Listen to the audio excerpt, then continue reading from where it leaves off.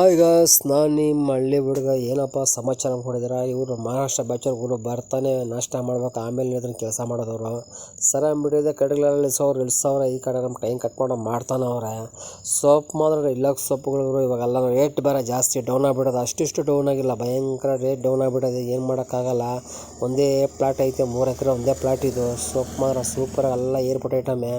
ಹಂಗೆ ಶುರು ಮಾಡ್ರಪ್ಪ ತಗೊಂಡು ಆಗರ ಕಡೆಗಳು ಅಂತ ಹೇಳಿದ್ರೆ ಸರಿ ಮೇಡಮ್. ನಮ್ಮ ಸಾಗರವನ್ನು ಮಕ್ಕಳಿಗೆ ಹೊತ್ಕೊಂಡು ಹೋಗ್ತಾ ಇದ್ದೇನೆ ಪಾಪ. ಆ ಕಡೆ ಈ ಕಡೆ ಕುಣಿಸ್ಕೊಂಡು ಹಂಗೆ ನಮ್ಮ ರಾಹುಲ್ ಕೂಡ ಎತ್ಕೊಂಡ್ಬರ್ತಾವೆ. ಕೆಳಗಡೆ ಆ ಕಡೆ ತಗೊಂಡು ತುಂಬ ಬರ್ತಾವ್ರೆ, ಈ ಕಡೆ ಕೆಳಗೆ ಹಾಕ್ತಾವ್ರೆ. ಸೊಪ್ಪು ಮಾತ್ರ ಸೂಪರಾಗಿ ಹತ್ತಂಬಿಟ್ಟಿದೆ. ಅದಕ್ಕೆ ಹೇಳ್ತಾರೆ ನಮ್ಮ ರೈತರು ಯಾವತ್ತೂ ಅಷ್ಟೇ ಆದಷ್ಟು ಬೇಗ ರೇಟ್ಗಳು ಜಾಸ್ತಿ ಇನ್ನೂ ಡೌನ್ ಆಗುತ್ತೆ. ಇವತ್ತು ಸ್ವಲ್ಪ ಖಾಲಿ ಮಾಡ್ಕೊಂಡ್ರೆ ಯಾವತ್ತು ಹೇಳೋಕ್ಕಾಗಲ್ಲ, ಇಲ್ಲ ಎಕ್ಬೋದು ಇಳಿವು ಆ ಥರ ಪೊಸಿಷನ್ ಐತೆ. ಸರಿ ಮಾಡಿ ಈ ಕಡೆ ಕೇಳ್ತಾದ್ರೆ ಅವು ಹೇಳ್ದೆ ಜಾಸ್ತಿ ಕೇಳಿ ಕಿತ್ಕೊಳ್ರಪ್ಪ. ಕಿತ್ಬಿಟ್ಟು ನೆಕ್ಸ್ಟ್ ಹಂಗೆ ಹೈ ಸ್ಪೀಡಿಗೆ ಸ್ಟಾರ್ಟ್ ಮಾಡಬೇಕು. ಇದಕ್ಕೆ ಕಂಟೆನರ್ ಕಾಣ್ಬಿಟ್ಟಿದೆ. ಅವ್ರು ಕೂಡ ಸರ್ ಆಯಿತು ನೋಡಿ ತಗೊಂಡೋಗಿ ಗಾಡಿಗೆ ಹಾಕ್ತಾವ್ರೆ.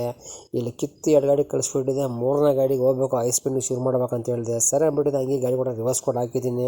ಯಾರ್ದಪ್ಪ ಗಾಡಿ ಹೋಯ್ತು ಅಂದರೆ ನಮ್ಮ ಫೈರೋಜ್ ಖಾನ್ ಬಂದವನೇ ಪಾಪ. ಅವ್ನ ಗಾಡಿ ಹಾಕ್ಸಿದ್ದೀನಿ ರಿವರ್ಸು.